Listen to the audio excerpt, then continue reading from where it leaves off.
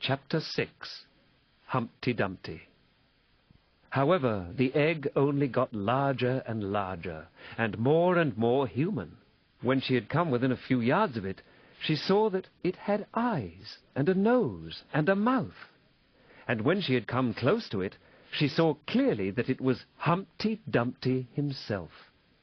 "It can't be anybody else," she said to herself.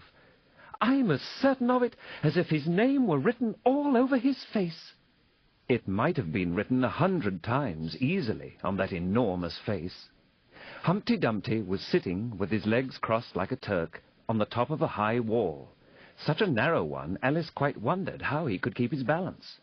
And as his eyes were steadily fixed in the opposite direction, and he didn't take the least notice of her, she thought he must be a stuffed figure after all. "And how exactly like an egg he is," she said aloud, standing with her hands ready to catch him, for she was every moment expecting him to fall. "It's very provoking," Humpty Dumpty said after a long silence, looking away from Alice as he spoke, "to be called an egg. Very." "I said you looked like an egg, sir," Alice gently explained. "And some eggs are very pretty, you know," she added, hoping to turn her remark into a sort of compliment. "Some people," said Humpty Dumpty, looking away from her as usual, "have no more sense than a baby." Alice didn't know what to say to this. It wasn't at all like conversation, she thought, as he never said anything to her. In fact, his last remark was evidently addressed to a tree. So she stood and softly repeated to herself, "Humpty Dumpty sat on a wall, Humpty Dumpty had a great fall. All the king's horses and all the king's men couldn't put Humpty Dumpty in his place again." "That last line is much too long for the poetry," she added, almost out loud, forgetting that Humpty Dumpty would hear her. "Don't stand chattering to yourself like that," Humpty Dumpty said, looking at her for the first time. "But tell me your name and your business." "My name is Alice, but—" "It's a stupid name enough," Humpty Dumpty interrupted impatiently. "What does it mean?" "Must a name mean something?" Alice asked doubtfully. "Oh, of course it must," Humpty said with a short laugh. "My name means the shape I am, and a good, handsome shape it is too. With a name like yours, you might be any shape, almost." "Why do you sit out here all alone?" said Alice, not wishing to begin an argument.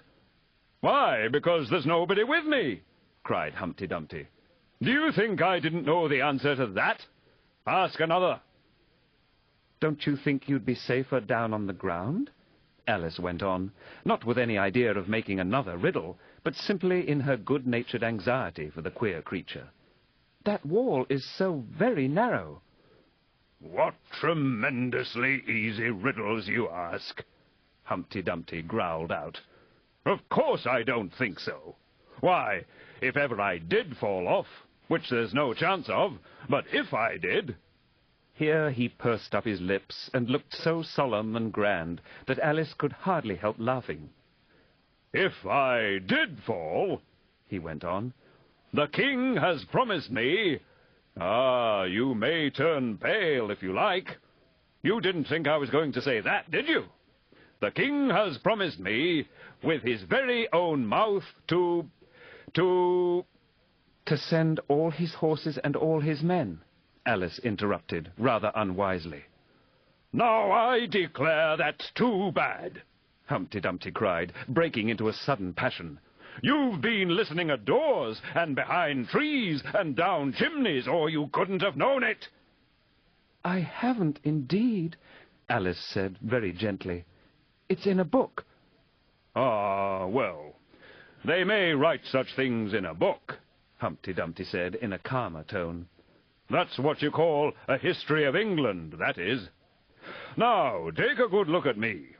I'm one that has spoken to a king, I am. Mayhap you'll never see such another, and, to show you I'm not proud, you may shake hands with me." And he grinned almost from ear to ear, as he leant forwards, and as nearly as possible fell off the wall in doing so, and offered Alice his hand. She watched him a little anxiously as she took it. If he smiled much more, the ends of his mouth might meet behind, she thought. And then I don't know what would happen to his head. I'm afraid it would come off.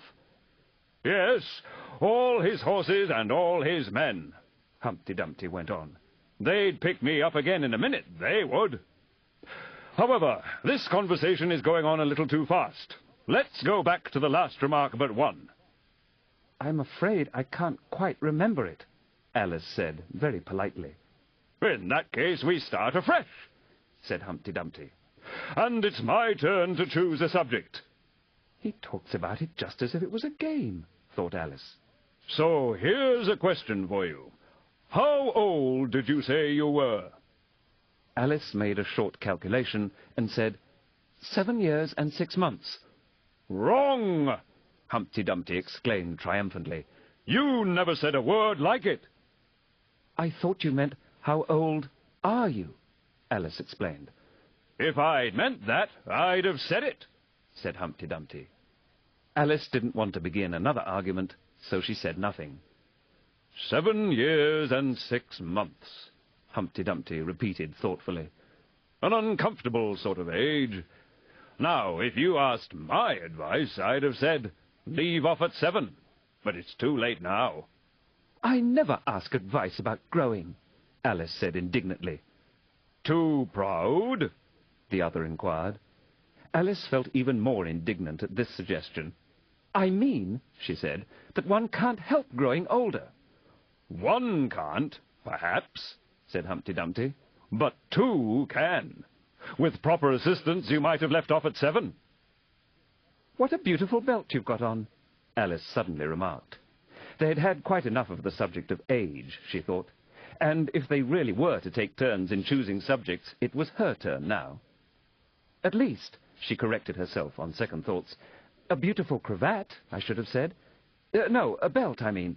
I beg your pardon, she added in dismay, for Humpty Dumpty looked thoroughly offended, and she began to wish she hadn't chosen that subject. If only I knew, she thought to herself, which was neck and which was waist. Evidently, Humpty Dumpty was very angry, though he said nothing for a minute or two. When he did speak again, it was in a deep growl. It is a most provoking thing, he said at last, when a person doesn't know a cravat from a belt. I know it's very ignorant of me, Alice said, in so humble a tone that Humpty Dumpty relented. It's a cravat, child, and a beautiful one, as you say. It's a present from the White King and Queen. There now. Is it really? Said Alice, quite pleased to find that she had chosen a good subject after all. They gave it me, Humpty Dumpty continued thoughtfully, as he crossed one knee over the other and clasped his hands round it. They gave it me for an unbirthday present. I beg your pardon? Alice said with a puzzled air. I'm not offended, said Humpty Dumpty. I mean, what is an unbirthday present? A present given when it isn't your birthday, of course. Alice considered a little. I like birthday presents best, she said at last. You don't know what you're talking about, cried Humpty Dumpty. How many days are there in a year? 365, said Alice. And how many birthdays have you? 1. And if you take 1 from 365, what remains? 364, of course. Humpty Dumpty looked doubtful. I'd rather see that done on paper, he said. Alice couldn't help smiling as she took out her memorandum book and worked the sum for him. 365 minus 1 equals 364. Humpty Dumpty took the book and looked at it carefully. That seems to be done right, he began. You're holding it upside down, Alice interrupted. To be sure I was, Humpty Dumpty said gaily, as she turned it round for him. I thought it looked a little queer. As I was saying, that seems to be done right, though I haven't time to look it over thoroughly just now. And that shows that there are 364 days when you might get unbirthday presents. Certainly, said Alice. And only 1 for birthday presents, you know. There's glory for you. I don't know what you mean by glory, Alice said. Humpty Dumpty smiled contemptuously. Of course you don't, till I tell you.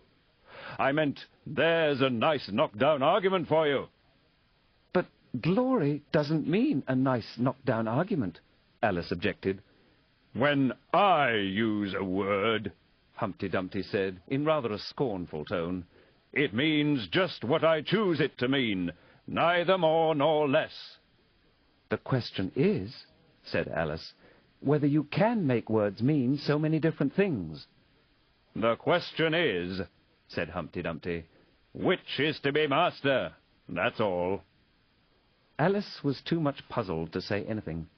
So after a minute, Humpty Dumpty began again. They've a temper, some of them, particularly verbs. They're the proudest.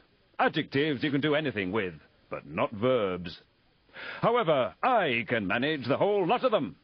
Impenetrability, that's what I say. Would you tell me, please, said Alice, what that means?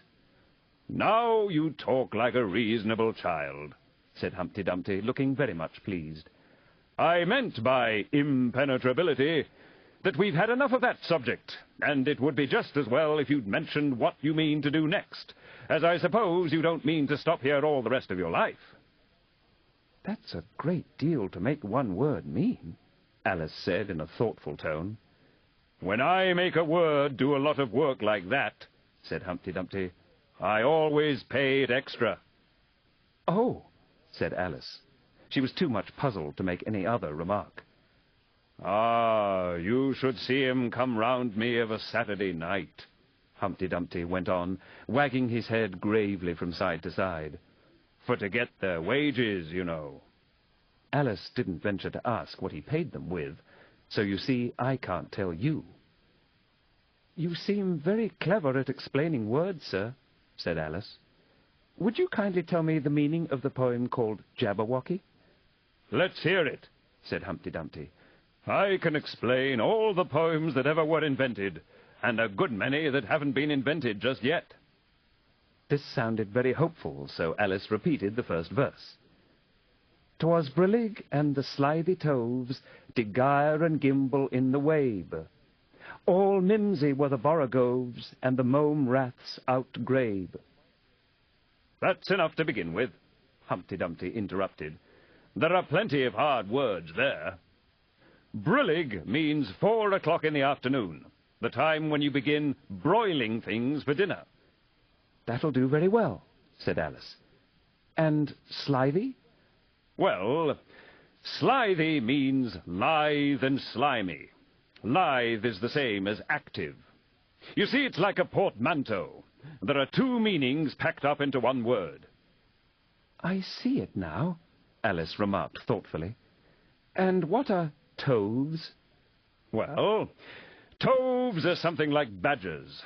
They're something like lizards, and they're something like corkscrews. "They must be very curious-looking creatures." They are that, said Humpty Dumpty. Also, they make their nests under sundials. Also, they live on cheese. "And what's to gyre and to gimble?" To gyre is to go round and round like a gyroscope. To gimble is to make holes like a gimlet. "And the wabe is the grass plot round a sundial, I suppose?" said Alice, surprised at her own ingenuity. Of course it is. It's called wabe, you know, because it goes a long way before it, and a long way behind it. "And a long way beyond it on each side," Alice added. Exactly so. Well then, mimsy is flimsy and miserable. There's another portmanteau for you. And a borogove is a thin, shabby-looking bird with its feathers sticking out all round, something like a live mop. "And then mome raths?" said Alice. "I'm afraid I'm giving you a great deal of trouble." Well, a rath is a sort of green pig, but mome I'm not certain about. I think it's short for from home, meaning that they'd lost their way, you know. "And what does outgrabe mean?" Well, outgribing is something between bellowing and whistling, with a kind of sneeze in the middle. However, you'll hear it done, maybe, down in the wood yonder, and when you've once heard it, you'll be quite content. Who's been repeating all that hard stuff to you? I read it in a book, said Alice, but I had some poetry repeated to me much easier than that by Tweedledee, I think it was. As to poetry, you know, said Humpty Dumpty, stretching out one of his great hands, I can repeat poetry as well as other folk, if it comes to that. Oh, it needn't come to that, Alice hastily said, hoping to keep him from beginning. The piece I'm going to repeat, he went on without noticing her remark, was written entirely for your amusement. Alice felt that in that case she really ought to listen to it. So she sat down and said, "Thank you," rather sadly. In winter, when the fields are white, I sing this song for your delight. Only I don't sing it, he added as an explanation. I see you don't, said Alice. If you can see whether I'm singing or not, you've sharper eyes than most, Humpty Dumpty remarked severely. Alice was silent. In spring, when woods are getting green, I'll try and tell you what I mean. Thank you very much, said Alice. In summer, when the days are long, perhaps you'll understand this song. In autumn, when the leaves are brown, take pen and ink and write it down. I will, if I can remember it so long, said Alice. You needn't go on making remarks like that, Humpty Dumpty said. They're not sensible, and they put me out. I sent a message to the fish. I told them, this is what I wish. The little fishes of the sea, they sent an answer back to me. The little fish's answer was, we cannot do it, sir, because... I'm afraid I don't quite understand, said Alice. It gets easier further on, Humpty Dumpty replied. I sent to them again to say, it will be better to obey. The fishes answered with a grin, why, what a temper you are in! I told them once, I told them twice, they would not listen to advice. I took a kettle large and new, fit for the deed I had to do. My heart went hop, my heart went thump, I filled the kettle at the pump. Then someone came to me and said, the little fishes are in bed. I said to him, I said it plain, then you must wake them up again. I said it very loud and clear, I went and shouted in his ear. Humpty Dumpty raised his voice almost to a scream as he repeated this verse, and Alice thought with a shudder, I wouldn't have been the messenger for anything. But he was very stiff and proud. He said, you needn't shout so loud. And he was very proud and stiff. He said, I'd go and wake them if... I took a corkscrew from the shelf, I went to wake them up myself. And when I found the door was locked, I pulled and pushed and kicked and knocked. And when I found the door was shut, I tried to turn the handle, but... There was a long pause. Is that all? Alice timidly asked. That's all, said Humpty Dumpty. Goodbye. This was rather sudden, Alice thought. But after such a very strong hint that she ought to be going, she felt that it would hardly be civil to stay. So she got up and held out her hand. Goodbye till we meet again, she said as cheerfully as she could.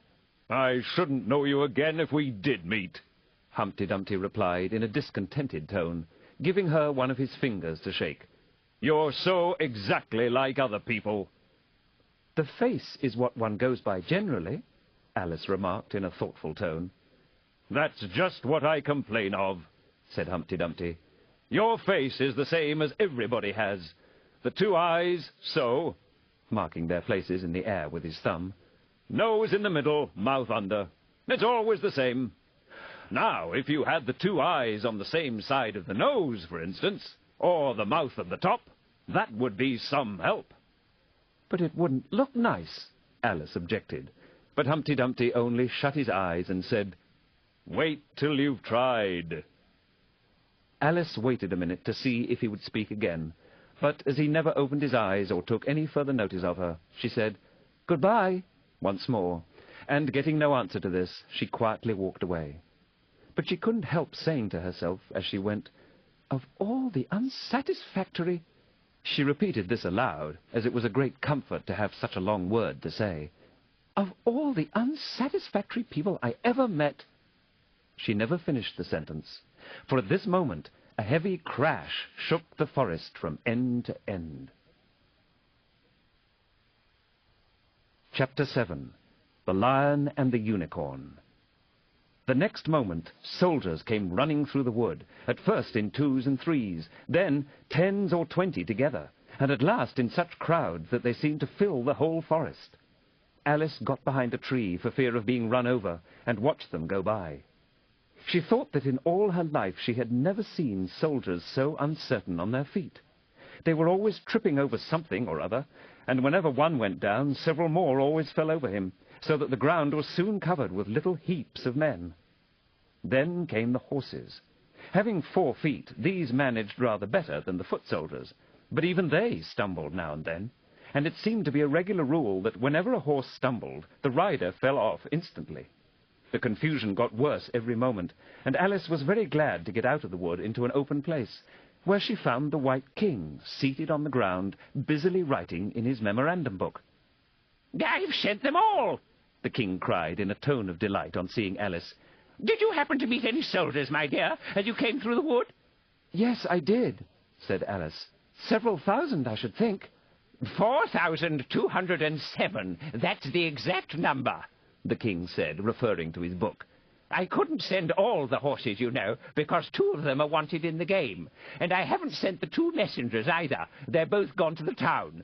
Just look along the road and tell me if you can see either of them." "I see nobody on the road," said Alice. "I only wish I had such eyes," the king remarked in a fretful tone, "to be able to see nobody, and at that distance, too. Why, it's as much as I can do to see real people by this light."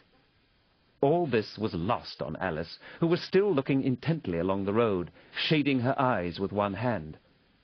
"I see somebody now," she exclaimed at last, "but he's coming very slowly.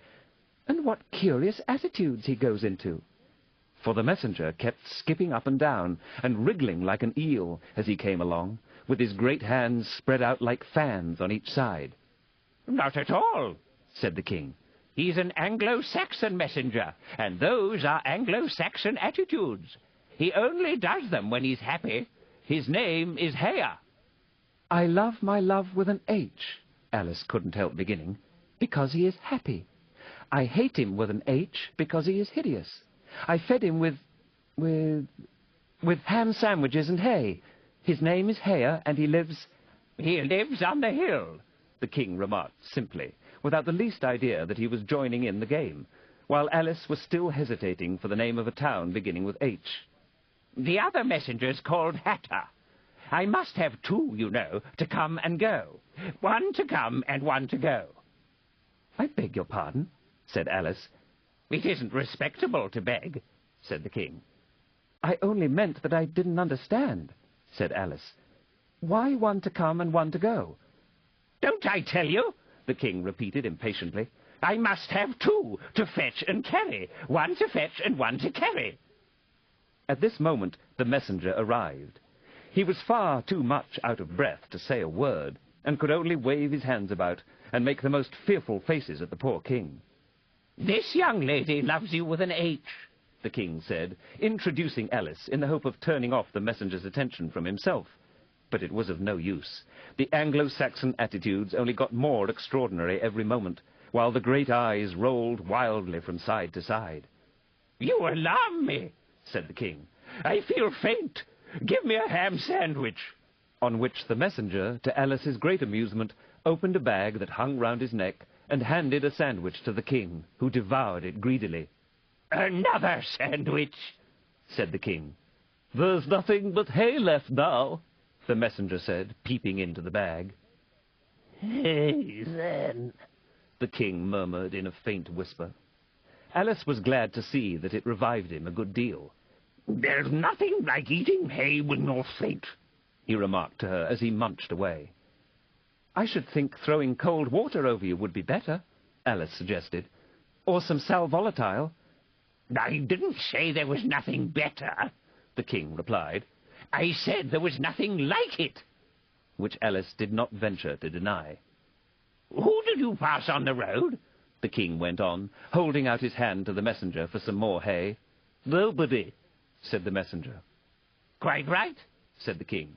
This young lady saw him too. So, of course, nobody walks slower than you. I do my best, the messenger said in a sullen tone. I'm sure nobody walks much faster than I do. He can't do that, said the king, or else he'd have been here first. However, now you've got your breath, you may tell us what's happening in the town.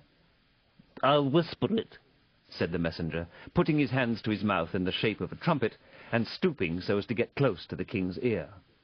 Alice was sorry for this, as she wanted to hear the news too. However, instead of whispering, he simply shouted at the top of his voice, "They're at it again!"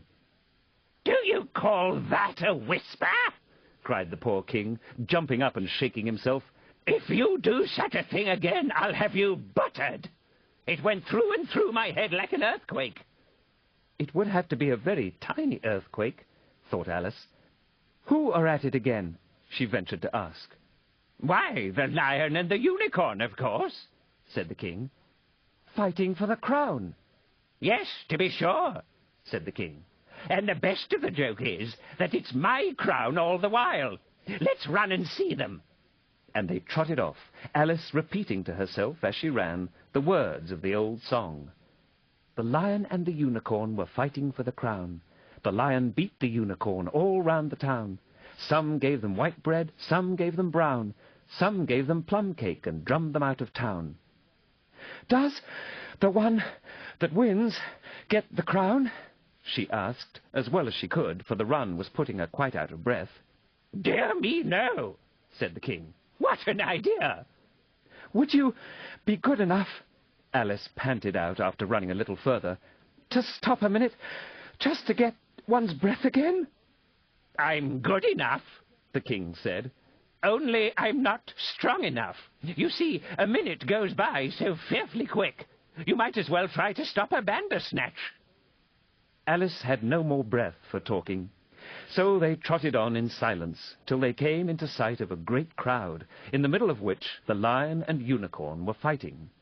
They were in such a cloud of dust that at first Alice could not make out which was which, but she soon managed to distinguish the unicorn by his horn. They placed themselves close to where Hatter, the other messenger, was standing watching the fight, with a cup of tea in one hand and a piece of bread and butter in the other. "He's only just out of prison, and he hadn't finished his tea when he was sent in," Haya whispered to Alice. "And they only give them oyster shells in there.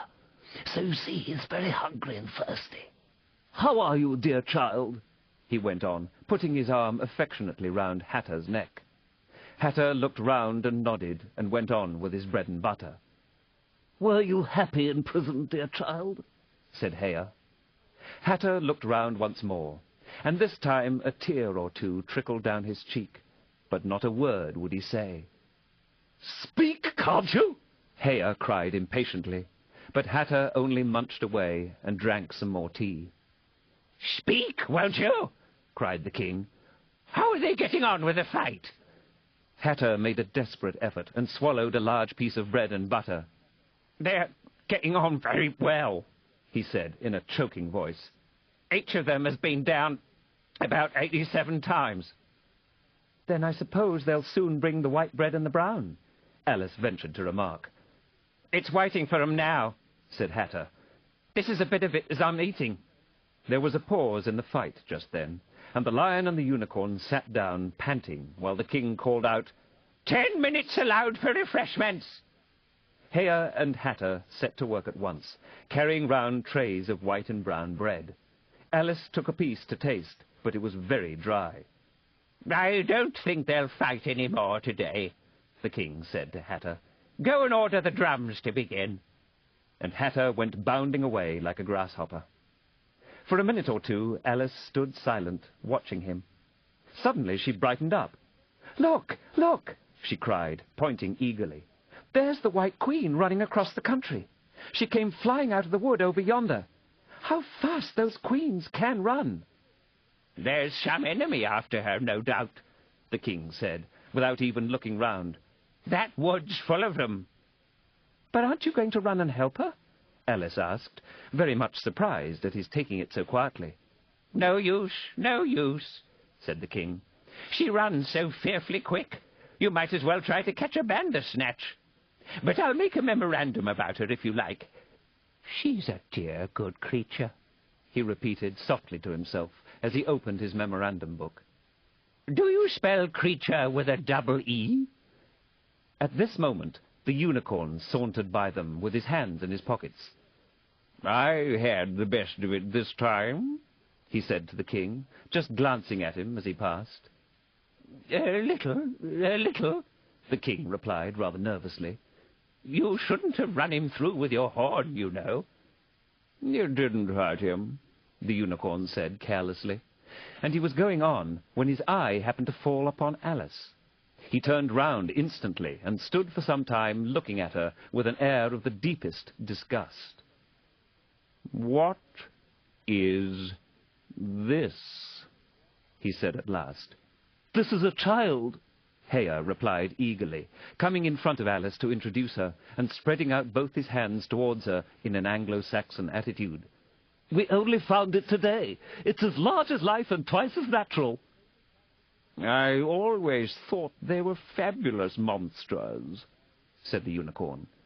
Is it alive? It can talk, said Heya solemnly. The unicorn looked dreamily at Alice and said, Talk, child. Alice could not help her lips curling up into a smile as she began, Do you know, I always thought unicorns were fabulous monsters too. I never saw one alive before. Well, now that we have seen each other, said the unicorn, if you'll believe in me, I'll believe in you. Is that a bargain? Yes, if you like, said Alice. Come, fetch out the plum cake, old man, the unicorn went on, turning from her to the king. None of your brown bread for me. Certainly, the king muttered, and beckoned to Heya. Open the bag, he whispered.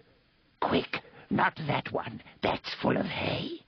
Heya took a large cake out of the bag and gave it to Alice to hold while he got out a dish and carving knife. How they all came out of it, Alice couldn't guess. It was just like a conjuring trick, she thought. The lion had joined them while this was going on. He looked very tired and sleepy, and his eyes were half shut. What's this? he said, blinking lazily at Alice, and speaking in a deep, hollow tone that sounded like the tolling of a great bell. Ah, what is it now? The unicorn cried eagerly. You'll never guess. I couldn't. The lion looked at Alice wearily. Are you animal, or vegetable, or mineral? he said, yawning at every other word. It's a fabulous monster, the unicorn cried out before Alice could reply. Then hand round the plum cake, monster, the lion said, lying down and putting his chin on his paws. And sit down, both of you, to the king and the unicorn. Fair play with the cake, you know. The king was evidently very uncomfortable at having to sit down between the two great creatures, but there was no other place for him.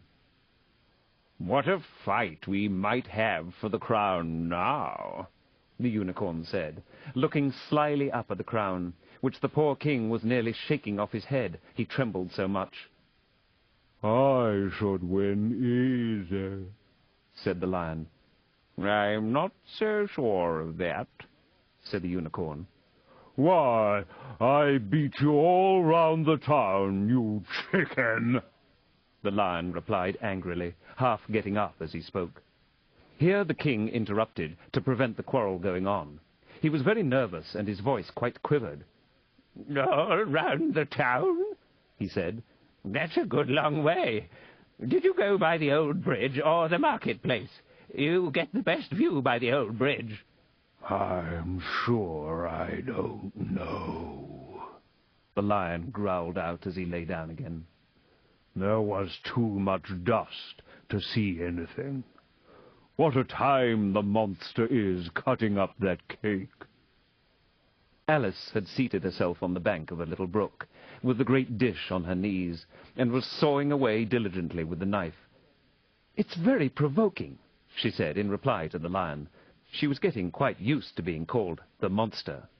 "I've cut several slices already, but they always join on again." "You don't know how to manage looking-glass cakes," the unicorn remarked. "Hand it round first and cut it afterwards." This sounded nonsense, but Alice very obediently got up and carried the dish round, and the cake divided itself into 3 pieces as she did so. "Now cut it up," said the lion, as she returned to her place with the empty dish. "I say, this isn't fair," cried the unicorn, as Alice sat with the knife in her hand, very much puzzled how to begin. "The monster has given the lion twice as much as me." "She's kept none for herself, anyhow," said the lion. "Do you like plum cake, monster?" But before Alice could answer him, the drums began. Where the noise came from, she couldn't make out.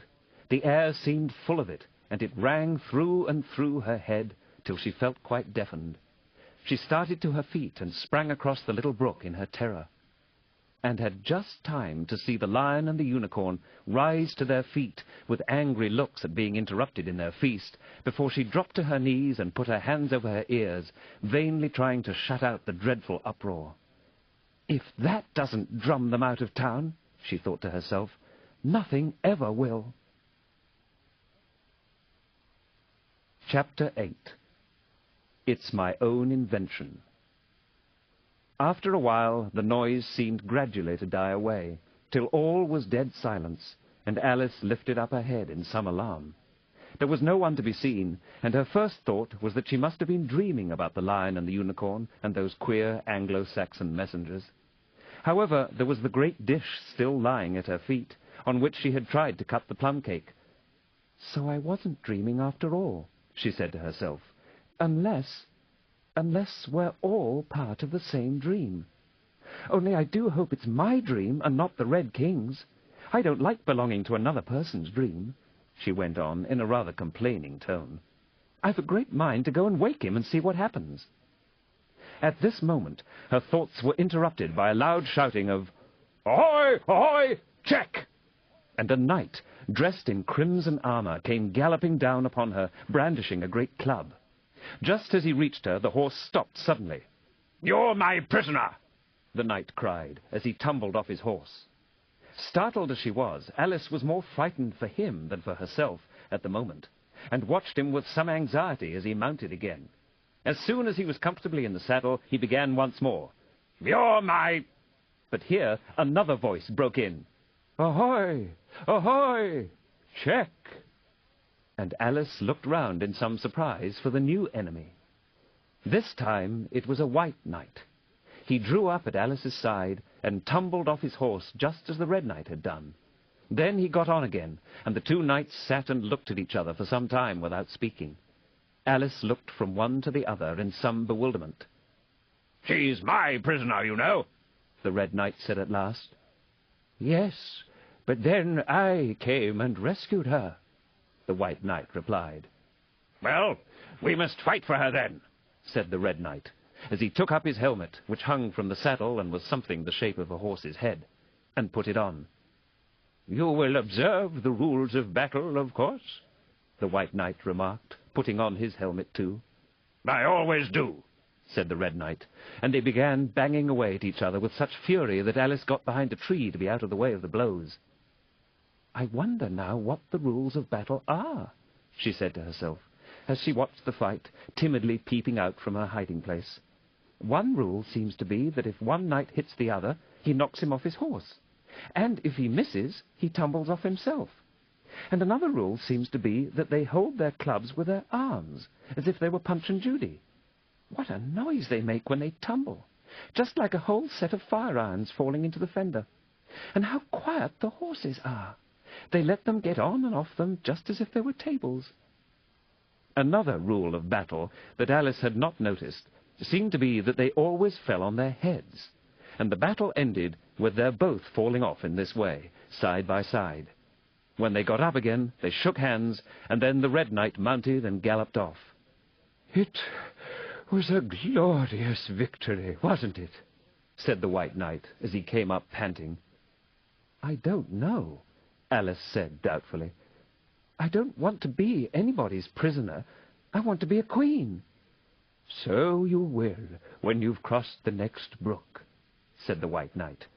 "I'll see you safe to the end of the wood, and then I must go back, you know. That's the end of my move." "Thank you very much," said Alice. "May I help you off with your helmet?" It was evidently more than he could manage by himself. However, she managed to shake him out of it at last. "Now one can breathe more easily," said the knight, putting back his shaggy hair with both hands, and turning his gentle face and large, mild eyes to Alice.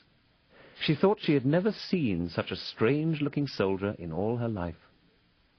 He was dressed in tin armor, which seemed to fit him very badly, and he had a queer-shaped little deal box fastened across his shoulders, upside down, and with the lid hanging open. Alice looked at it with great curiosity.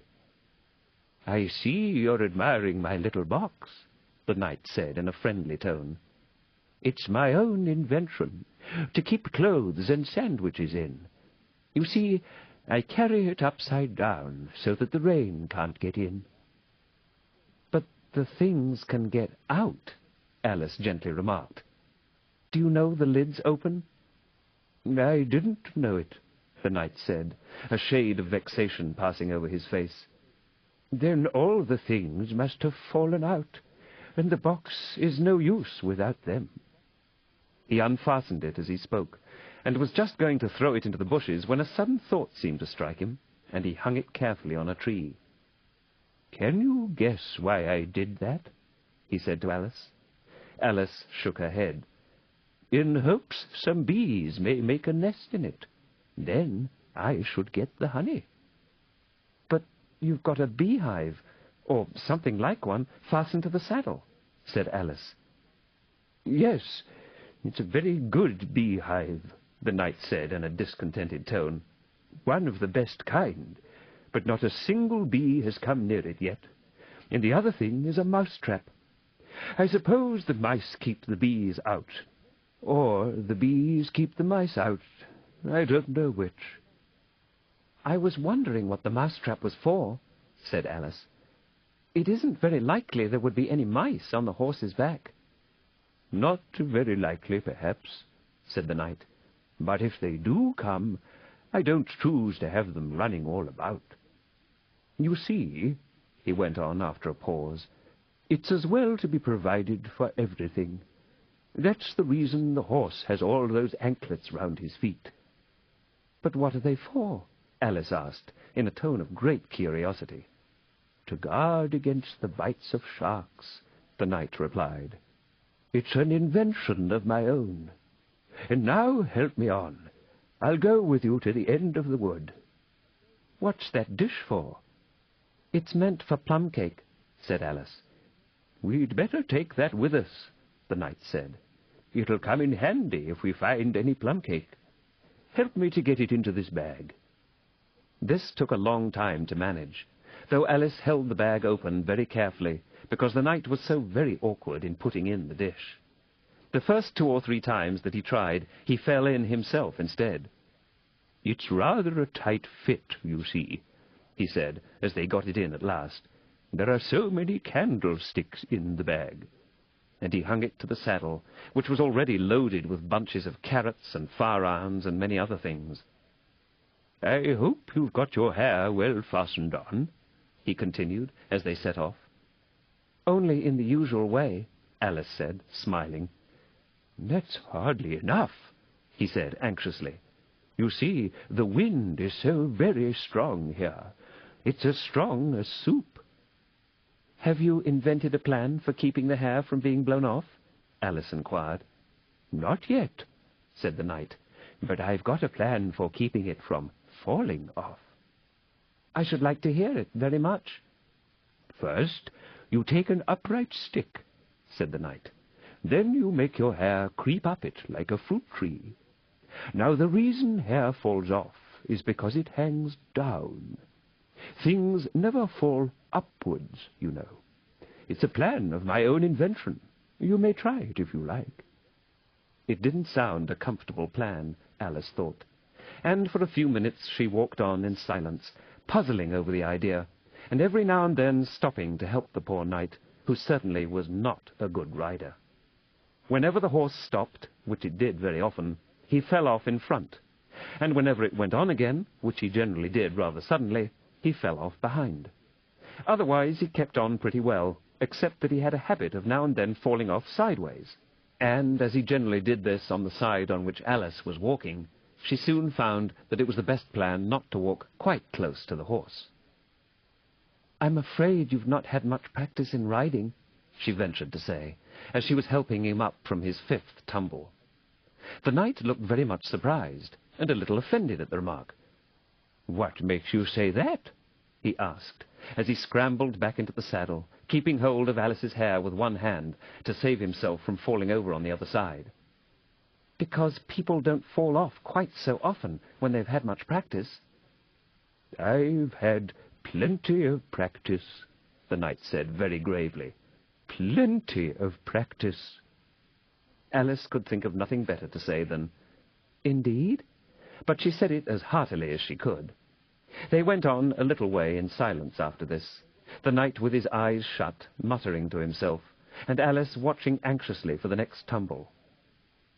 "The great art of riding," the knight suddenly began in a loud voice, waving his right arm as he spoke, "is to keep—" Here the sentence ended as suddenly as it had begun, as the knight fell heavily on top of his head, exactly in the path where Alice was walking. She was quite frightened this time, and said in an anxious tone as she picked him up, "I hope no bones are broken." "None to speak of," the knight said, as if he didn't mind breaking 2 or 3 of them. "The great art of riding, as I was saying, is to keep your balance properly. Like this, you know." He let go the bridle and stretched out both his arms to show Alice what he meant, and this time he fell flat on his back, right under the horse's feet. "Plenty of practice," he went on repeating, all the time that Alice was getting him on his feet again. "Plenty of practice." "It's too ridiculous!" cried Alice, losing all her patience this time. "You ought to have a wooden horse on wheels, that you ought." "Does that kind go smoothly?" the knight asked in a tone of great interest, clasping his arms round the horse's neck as he spoke, just in time to save himself from tumbling off again. "Much more smoothly than a live horse," Alice said with a little scream of laughter, in spite of all she could do to prevent it.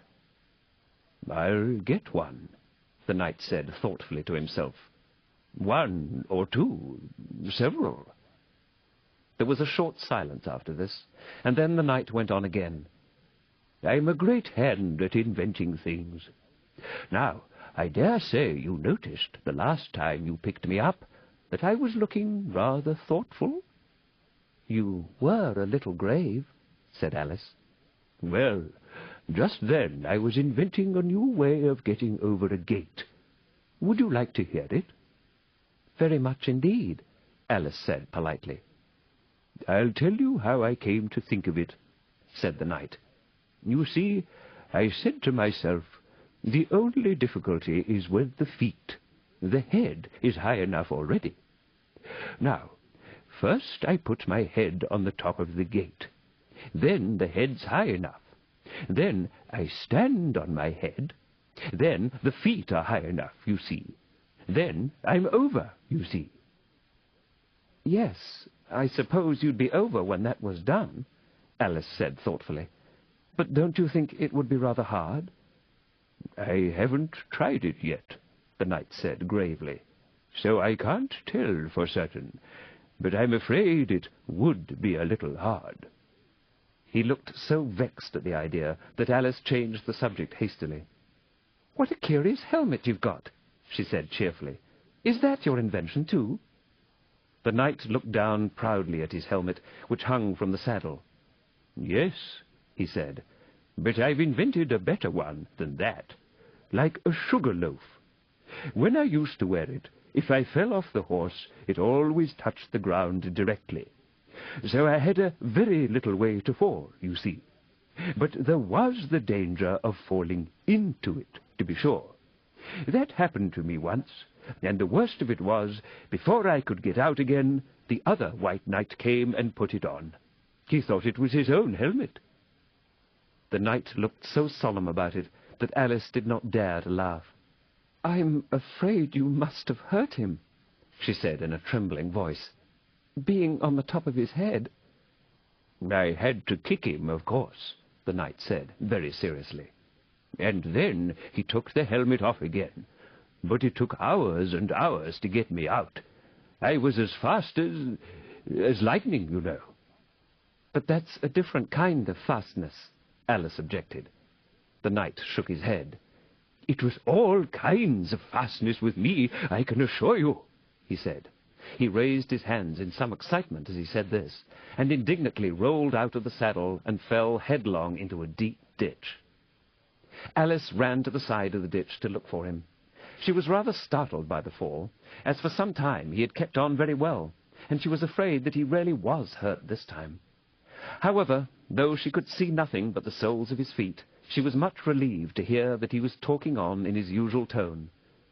"All kinds of fastness," he repeated, "but it was careless of him to put another man's helmet on, with the man in it, too." "How can you go on talking so quietly, head downwards?" Alice asked, as she dragged him out by the feet and laid him in a heap on the bank. The knight looked surprised at the question. "What does it matter where my body happens to be?" he said. "My mind goes on working all the same. In fact, the more head downwards I am, the more I keep inventing new things. Now, the cleverest thing of the sort that I ever did," he went on after a pause, "was inventing a new pudding during the meat course." "In time to have it cooked for the next course?" said Alice. "Well, that was quick work, certainly." "Well, not the next course," the knight said in a slow, thoughtful tone. "No, certainly not the next course." "Then it would have to be the next day. I suppose you wouldn't have 2 pudding courses in one dinner?" "Well, not the next day," the knight repeated as before. "Not the next day. In fact," he went on, holding his head down and his voice getting lower and lower, "I don't believe that pudding ever was cooked. In fact, I don't believe that pudding ever will be cooked. And yet it was a very clever pudding to invent." "What did you mean it to be made of?" Alice asked, hoping to cheer him up, for the poor knight seemed quite low-spirited about it. "Oh, it began with blotting paper," the knight answered with a groan. "That wouldn't be very nice, I'm afraid." "Not very nice alone," he interrupted quite eagerly. "But you've no idea what a difference it makes mixing it with other things, such as gunpowder and sealing wax. And here I must leave you." They had just come to the end of the wood. Alice could only look puzzled. She was thinking of the pudding. "You are sad," the knight said in an anxious tone. "Let me sing you a song to comfort you." "Is it very long?" Alice asked, for she had heard a good deal of poetry that day. "It's long," said the knight, "but it's very, very beautiful. Everybody that hears me sing it, either it brings the tears into their eyes, or else—" "Or else what?" said Alice, for the knight had made a sudden pause. "Or else it doesn't, you know. The name of the song is called Haddock's Eyes." "Oh, that's the name of the song, is it?" Alice said, trying to feel interested. "No, you don't understand," the knight said, looking a little vexed. "That's what the name is called. The name really is the Aged Man." "Then I ought to have said, that's what the song is called?" Alice corrected herself. "No, you oughtn't. That's quite another thing. The song is called Ways and Means, but that's only what it's called, you know." "Well, what is the song, then?" said Alice, who was by this time completely bewildered. "I was coming to that," the knight said. "The song really is A Sitting on a Gate, and the tune's my own invention." So saying, he stopped his horse and let the reins fall on its neck. Then, slowly beating time with one hand, and with a faint smile lighting up his gentle, foolish face, as if he enjoyed the music of his song, he began. Of all the strange things that Alice saw in her journey through the looking-glass, this was the one that she always remembered most clearly. Years afterwards, she could bring the whole scene back again, as if it had been only yesterday. The mild blue eyes and kindly smile of the knight, the setting sun gleaming through his hair and shining on his armor in a blaze of light that quite dazzled her, the horse quietly moving about, with the reins hanging loose on his neck, cropping the grass at her feet, and the black shadows of the forest behind. All this she took in like a picture, as, with one hand shading her eyes, she leant against a tree, watching the strange pair, and listening, in a half-dream, to the melancholy music of the song. "But the tune isn't his own invention," she said to herself. "It's, I give thee all, I can no more." She stood and listened very attentively, but no tears came into her eyes. "I'll tell thee everything I can. There's little to relate. I saw an aged man a-sitting on a gate. 'Who are you, aged man?' I said, 'and how is it you live?' And his answer trickled through my head like water through a sieve. He said, 'I look for butterflies that sleep among the wheat. I make them into mutton pies and sell them in the street. I sell them unto men,' he said, 'who sail on stormy seas. And that's the way I get my bread, a trifle, if you please. But I was thinking of a plan to dye one's whiskers green, and always use so large a fan that they could not be seen. So, having no reply to give to what the old man said, I cried, 'Come, tell me how you live,' and thumped him on the head.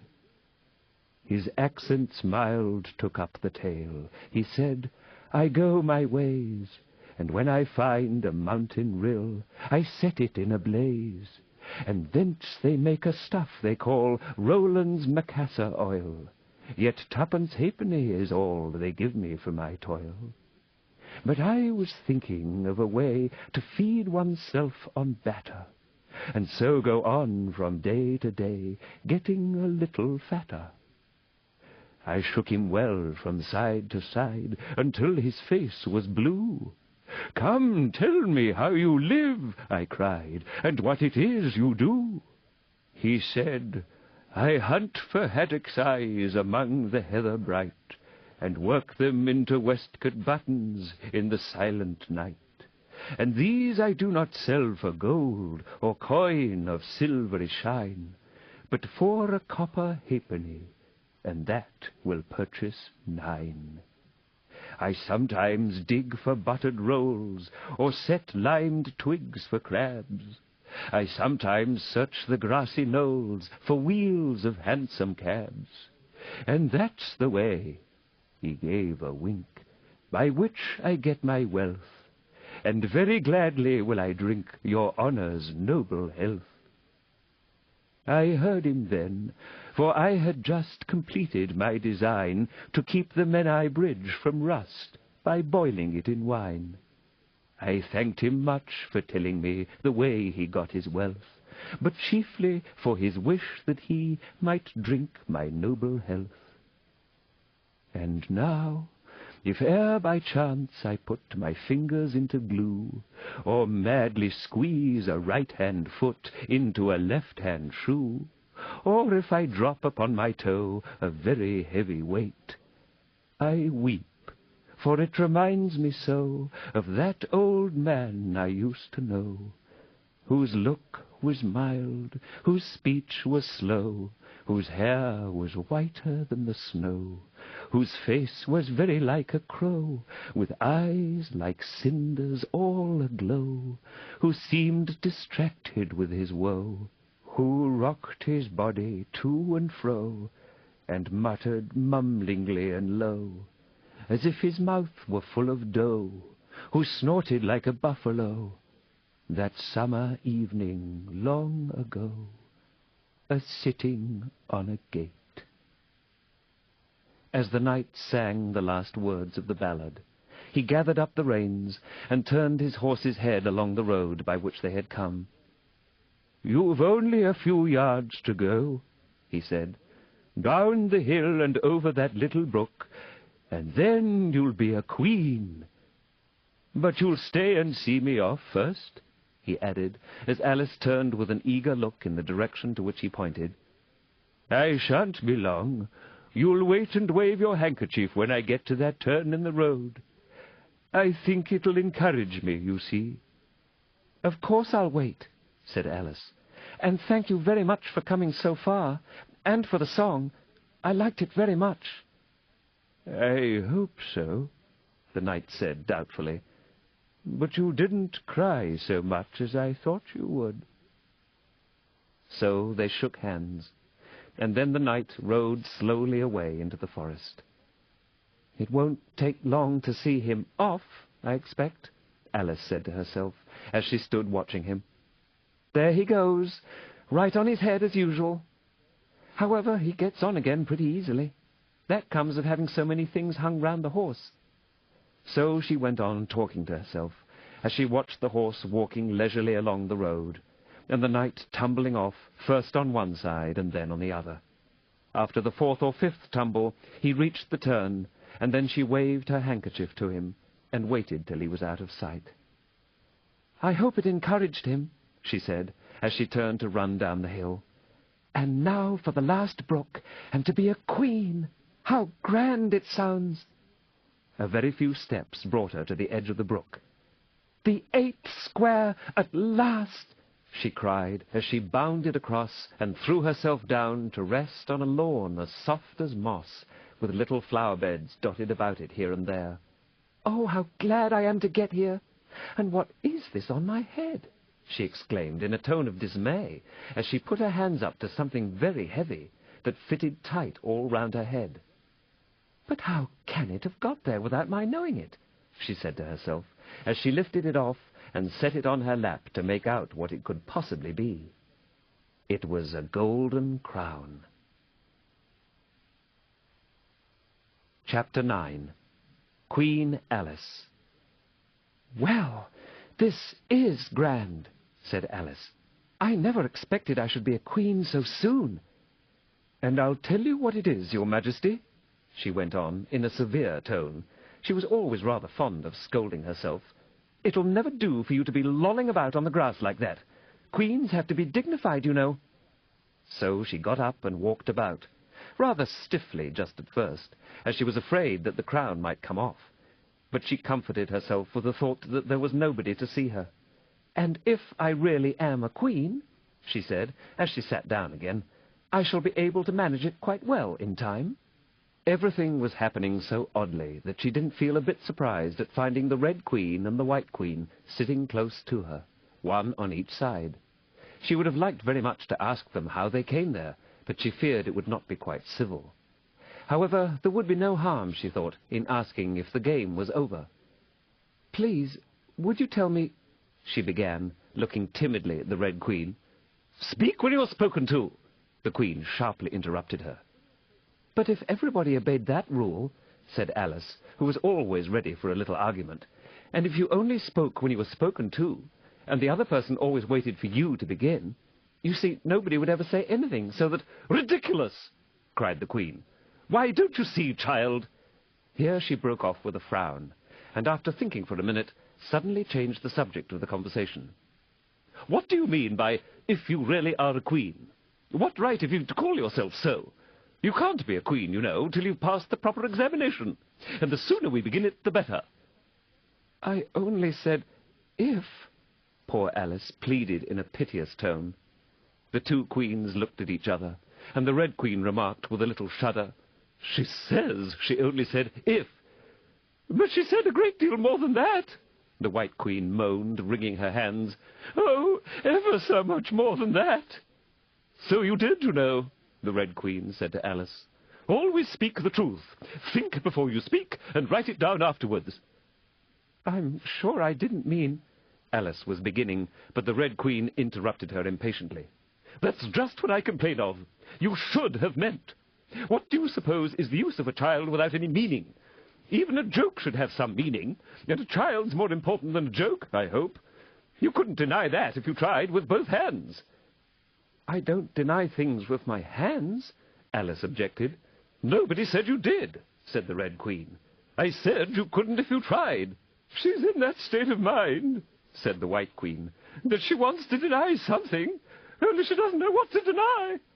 "A nasty, vicious temper," the Red Queen remarked, and then there was an uncomfortable silence for a minute or two. The Red Queen broke the silence by saying to the White Queen, "I invite you to Alice's dinner party this afternoon." The White Queen smiled feebly and said, "And I invite you." "I didn't know I was to have a party at all," said Alice. "But if there is to be one, I think I ought to invite the guests." "We gave you the opportunity of doing it," the Red Queen remarked. "But I dare say you've had not many lessons in manners yet." "Manners are not taught in lessons," said Alice. "Lessons teach you to do sums and things of that sort." "Can you do addition?" the White Queen asked. "What's 1 and 1 and 1 and 1 and 1 and 1 and 1 and 1 and 1 and 1? "I don't know," said Alice. "I lost count." "She can't do addition," the Red Queen interrupted. "Can you do subtraction? Take 9 from 8.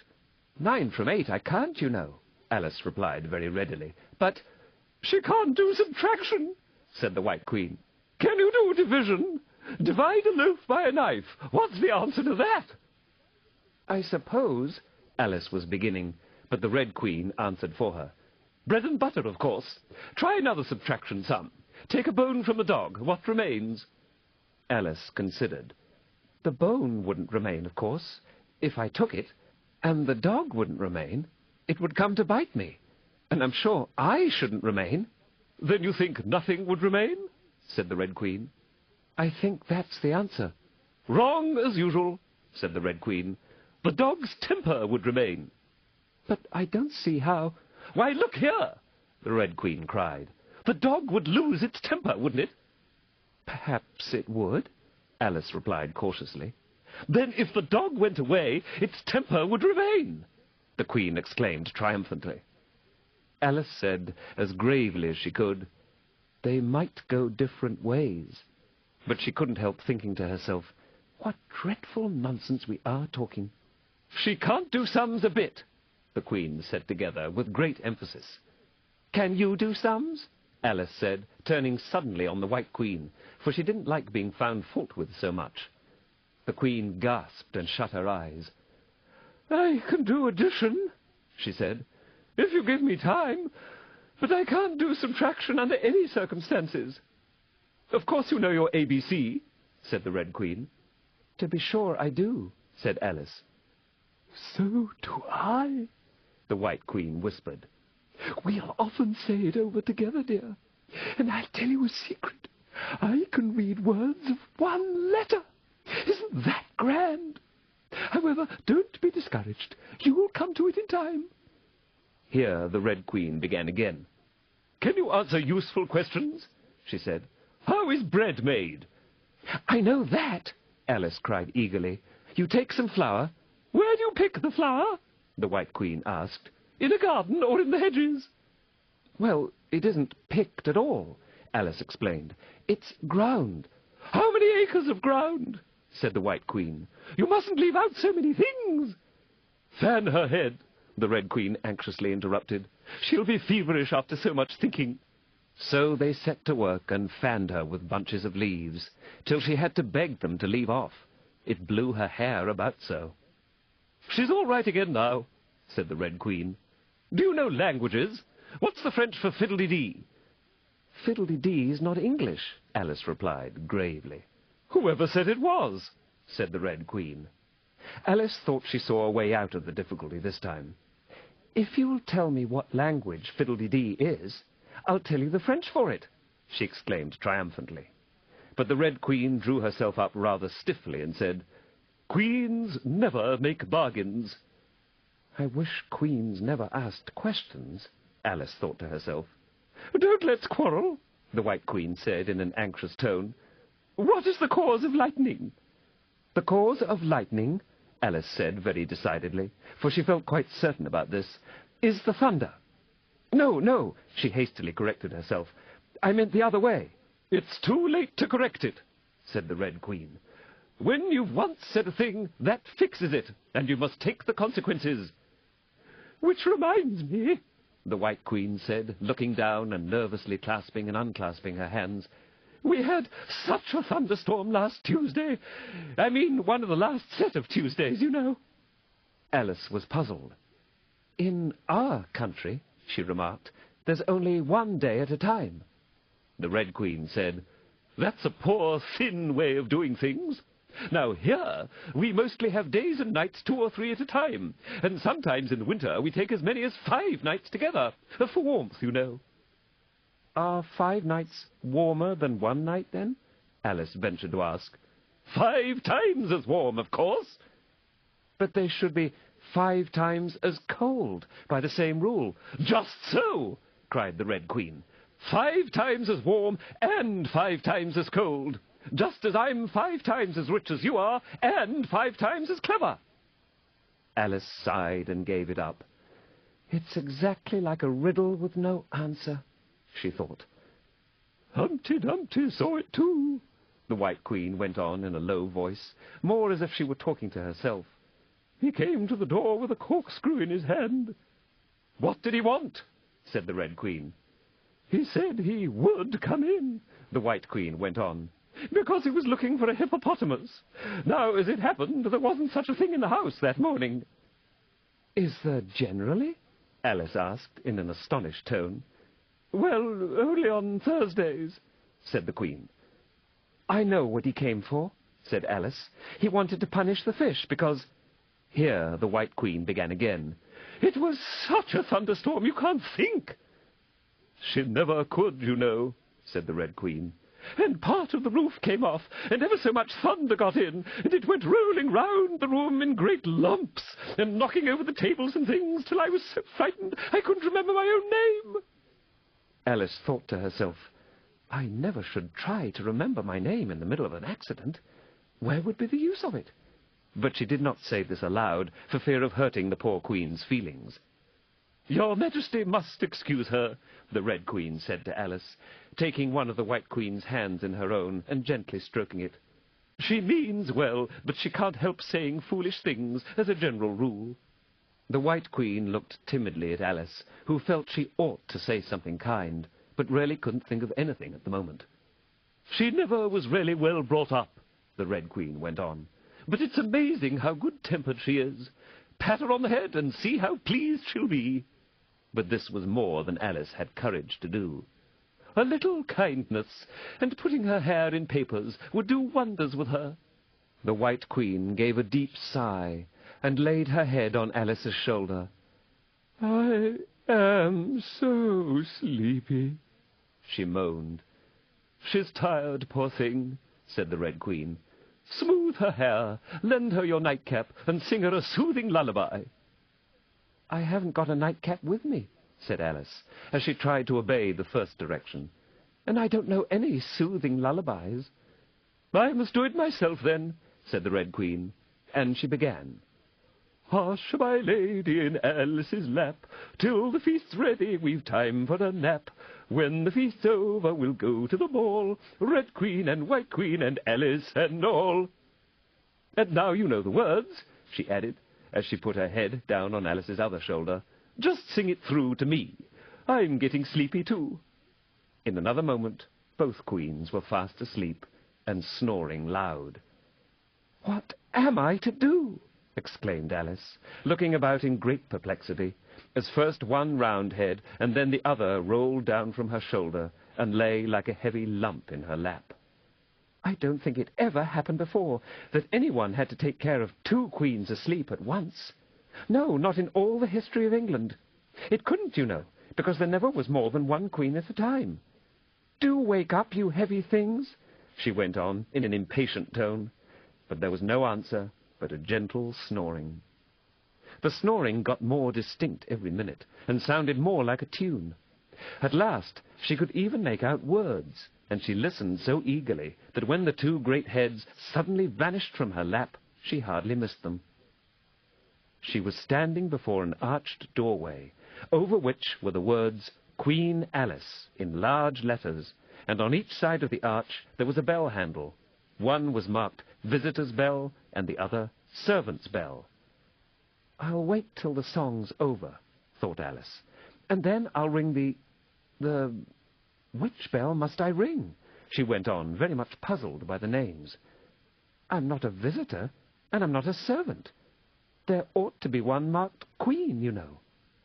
Just then the door opened a little way, and a creature with a long beak put its head out for a moment and said, No admittance till the week after next, and shut the door again with a bang. Alice knocked and rang in vain for a long time, but at last a very old frog, who was sitting under a tree, got up and hobbled slowly towards her. He was dressed in bright yellow and had enormous boots on.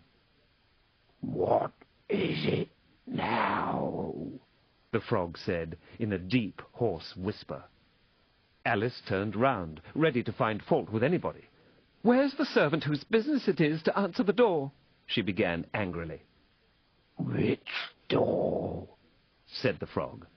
Alice almost stamped with irritation at the slow drawl in which he spoke. This door, of course. The frog looked at the door with his large, dull eyes for a minute. Then he went nearer and rubbed it with his thumb, as if he were trying whether the paint would come off. Then he looked at Alice. To answer the door, he said. What's it been asking of? He was so hoarse that Alice could scarcely hear him. I don't know what you mean, she said. I speaks English, doesn't I? The frog went on. Or are you deaf? What did it ask you? Nothing, Alice said impatiently. I've been knocking at it. Shouldn't do that, the frog muttered. Vexes it, you know. Then he went up and gave the door a kick with one of his great feet. You let it alone, he panted out as he hobbled back to his tree. And it'll let you alone, you know. At this moment the door was flung open, and a shrill voice was heard singing, To the looking-glass world it was Alice that said, I've a sceptre in hand, I've a crown on my head. Let the looking-glass creatures, whatever they be, come and dine with the Red Queen, the White Queen, and me. And hundreds of voices joined in the chorus. Then fill up the glasses as quick as you can, and sprinkle the table with buttons and bran. Put cats in the coffee and mice in the tea, and welcome Queen Alice with 30 times 3. Then followed a confused noise of cheering, and Alice thought to herself, 30 times 3 makes 90. I wonder if anyone's counting. In a minute there was silence again, and the same shrill voice sang another verse. Oh, looking-glass creatures, quoth Alice, draw near. 'Tis an honour to see me, a favour to hear. 'Tis a privilege high to have dinner and tea, along with the Red Queen, the White Queen, and me. Then came the chorus again. Then fill up the glasses with treacle and ink, or anything else that is pleasant to drink. Mix sand with the cider and wool with the wine, and welcome Queen Alice with 90 times 9. 90 times 9? Alice repeated in despair. Oh, that'll never be done. I'd better go in at once. And in she went, and there was a dead silence the moment she appeared. Alice glanced nervously along the table as she walked up the large hall, and noticed that there were about 50 guests of all kinds. Some were animals, some birds, and there were even a few flowers among them. I'm glad they've come without waiting to be asked, she thought. I should never have known who were the right people to invite. There were 3 chairs at the head of the table. The red and white queens had already taken 2 of them, but the middle one was empty. Alice sat down in it, rather uncomfortable at the silence, and longing for someone to speak. At last the Red Queen began. "You've missed the soup and fish," she said. "Put on the joint." And the waiters set a leg of mutton before Alice, who looked at it rather anxiously, as she had never had to carve a joint before. "You look a little shy. Let me introduce you to that leg of mutton," said the Red Queen. "Alice, mutton. Mutton, Alice." The leg of mutton got up in the dish and made a little bow to Alice, and Alice returned the bow, not knowing whether to be frightened or amused. "May I give you a slice?" she said, taking up the knife and fork and looking from one queen to the other. "Certainly not," the Red Queen said, very decidedly. "It isn't etiquette to cut anyone you've been introduced to. Remove the joint." And the waiters carried it off and brought a large plum pudding in its place. "I won't be introduced to the pudding, please," Alice said rather hastily, "or we shall get no dinner at all. May I give you some?" But the Red Queen looked sulky and growled. "Pudding, Alice. Alice, pudding. Remove the pudding." And the waiters took it away so quickly that Alice couldn't return its bow. However, she didn't see why the Red Queen should be the only one to give orders. So, as an experiment, she called out, "Waiter, bring back the pudding." And there it was again in a moment, like a conjuring trick. It was so large that she could not help feeling a little shy with it, as she had been with the mutton. However, she conquered her shyness by a great effort, and cut a slice and handed it to the Red Queen. "What impertinence!" said the pudding. "I wonder how you'd like it if I were to cut a slice out of you, you creature." It spoke in a thick, suety sort of voice, and Alice hadn't a word to say in reply. She could only sit and look at it and gasp. "Make a remark," said the Red Queen. "It's ridiculous to leave all the conversation to the pudding." "Do you know, I've had such a quantity of poetry repeated to me today," Alice began, a little frightened at finding that the moment she opened her lips there was a dead silence, and all eyes were fixed upon her. "And it's a very curious thing, I think. Every poem was about fishes in some way. Do you know why they're so fond of fishes all about here?" She spoke to the Red Queen, whose answer was a little wide of the mark. "As to fishes," she said very slowly and solemnly, putting her mouth to Alice's ear, "Her White Majesty knows a lovely riddle, all in poetry, all about fishes. Shall she repeat it?" "Her Red Majesty's very kind to mention it," the White Queen murmured into Alice's other ear, in a voice like the cooing of a pigeon. "It would be such a treat. May I?" "Please do," Alice said very politely. The White Queen laughed with delight and stroked Alice's cheek. Then she began. "First the fish must be caught. That is easy. A baby, I think, could have caught it. Next, the fish must be bought. That is easy. A penny, I think, would have bought it. Now cook me the fish. That is easy, and will not take more than a minute.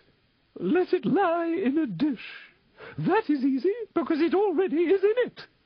Bring it here, let me sup. It is easy to set such a dish on the table. Take the dish cover up. Ah, that is so hard that I fear I'm unable. for it holds it like glue, holds the lid to the dish while it lies in the middle, which is easiest to do. Undish cover the fish, or dish cover the riddle. Take a minute to think about it, and then guess, said the Red Queen. Meanwhile, we'll drink your health. Queen Alice's health! She screamed at the top of her voice, and all the guests began drinking it directly, and very queerly they managed it. Some of them put their glasses upon their heads like extinguishers, and drank all that trickled down their faces. Others upset the decanters and drank the wine as it ran off the edges of the table. And 3 of them, who looked like kangaroos, scrambled into the dish of roast mutton and began eagerly lapping up the gravy. Just like pigs in a trough, thought Alice. You ought to return thanks in a neat speech, the Red Queen said, frowning at Alice as she spoke. We must support you, you know, the White Queen whispered, as Alice got up to do it, very obediently, but a little frightened. Thank you very much, she whispered in reply, but I can do quite well without. That wouldn't be at all the thing, the Red Queen said very decidedly. So Alice tried to submit to it with a good grace. And they did push so, she said afterwards, when she was telling her sister the history of the feast. You would have thought they wanted to squeeze me flat. In fact, it was rather difficult for her to keep in her place while she made her speech. The 2 queens pushed her so, one on each side, that they nearly lifted her up into the air. I rise to return thanks, Alice began, and she really did rise as she spoke, several inches, but she got hold of the edge of the table and managed to pull herself down again. Take care of yourself! Screamed the White Queen, seizing Alice's hair with both her hands. Something's going to happen! And then, as Alice afterwards described it, all sorts of things happened in a moment. The candles all grew up to the ceiling, looking something like a bed of rushes with fireworks at the top. As to the bottles, they each took a pair of plates, which they hastily fitted on as wings, and so, with forks for legs, went fluttering about in all directions. And very like birds they look, Alice thought to herself, as well as she could in the dreadful confusion that was beginning. At this moment she heard a hoarse laugh at her side, and turned to see what was the matter with the White Queen. But instead of the Queen, there was a leg of mutton sitting in the chair. Here I am! Cried a voice from the soup tureen, and Alice turned again, just in time to see the Queen's broad, good-natured face grinning at her for a moment over the edge of the tureen before she disappeared into the soup. There was not a moment to be lost. Already several of the guests were lying down in the dishes, and the soup ladle was walking up the table towards Alice's chair, beckoning to her impatiently to get out of its way. I can't stand this any longer, she cried, as she jumped up and seized the tablecloth with both hands. One good pull, and plates, dishes, guests, and candles came crashing down together in a heap on the floor. And as for you, she went on, turning fiercely upon the Red Queen, whom she considered as the cause of all the mischief. But the Queen was no longer at her side. She suddenly dwindled down to the size of a little doll, and was now on the table, merrily running round and round after her own shawl, which was trailing behind her. At any other time, Alice would have felt surprised at this, but she was far too much excited to be surprised at anything now. As for you, she repeated, catching hold of the little creature in the very act of jumping over a bottle which had just lighted upon the table, I'll shake you into a kitten, that I will. Chapter 10. Shaking. She took her off the table as she spoke, and shook her backwards and forwards with all her might. The Red Queen made no resistance whatever, only her face grew very small, and her eyes got large and green. And still, as Alice went on shaking her, she kept on growing shorter, and fatter, and softer, and rounder, and... Chapter 11. Waking. And it really was a kitten after all. Chapter 12. Which dreamed it? Your Red Majesty shouldn't purr so loud, Alice said, rubbing her eyes and addressing the kitten respectfully, yet with some severity. "You woke me out of, oh, such a nice dream. And you've been looking along with me, Kitty, all through the looking-glass world. Did you know it, dear?" It is a very inconvenient habit of kittens, Alice had once made the remark, that whatever you say to them, they always purr. If they would only purr for yes and mew for no, or any rule of that sort, she had said, so that one could keep up a conversation. But how can you talk with a person if they always say the same thing? On this occasion, the kitten only purred, and it was impossible to guess whether it meant yes or no. So Alice hunted among the chessmen on the table till she had found the Red Queen. Then she went down on her knees on the hearthrug and put the kitten and the queen to look at each other. "Now, Kitty," she cried, clapping her hands triumphantly, "confess that was what you turned into." "But it wouldn't look at it," she said, when she was explaining the thing afterwards to her sister. "It turned away its head and pretended not to see it. But it looked a little ashamed of itself, so I think it must have been the Red Queen." "Sit up a little more stiffly, dear," Alice cried with a merry laugh, "and curtsy while you're thinking what to purr. It saves time, remember." And she caught it up and gave it one little kiss, just in honor of its having been a Red Queen. "Snowdrop, my pet," she went on, looking over her shoulder at the white kitten, which was still patiently undergoing its toilet. "When will Dinah have finished with your white majesty, I wonder? That must be the reason you were so untidy in my dream. Dinah, do you know that you're scrubbing a white queen? Really, it's most disrespectful of you." "And what did Dinah turn to, I wonder?" she prattled on, as she settled comfortably down, with one elbow on the rug and her chin in her hand, to watch the kittens. "Tell me, Dinah, did you turn to Humpty Dumpty? I think you did. However, you'd better not mention it to your friends just yet, for I'm not sure. By the way, Kitty, if only you'd been really with me in my dream, there was one thing you would have enjoyed. I had such a quantity of poetry said to me all about fishes. Tomorrow morning you shall have a real treat. All the time you're eating your breakfast, I'll repeat The Walrus and the Carpenter to you, and then you can make believe it's oysters, dear. Now, Kitty, let's consider who it was that dreamed it all. This is a serious question, my dear, and you should not go on licking your paw like that, as if Dinah hadn't washed you this morning. You see, Kitty, it must have been either me or the Red King. He was part of my dream, of course, but then I was part of his dream, too. Was it the Red King, Kitty? You were his wife, my dear, so you ought to know. Oh, Kitty, do help to settle it. I'm sure your paw can wait." But the provoking kitten only began on the other paw, and pretended it hadn't heard the question. Which do you think it was?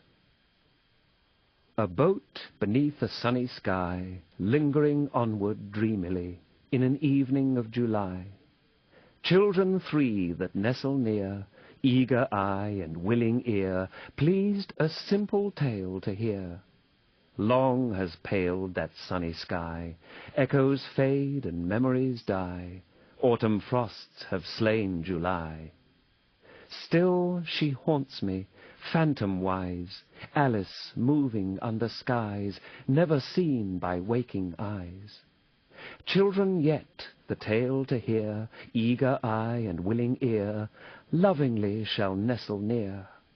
In a wonderland they lie, dreaming as the days go by, dreaming as the summers die. Ever drifting down the stream, lingering in the golden gleam. Life, what is it but a dream? The end.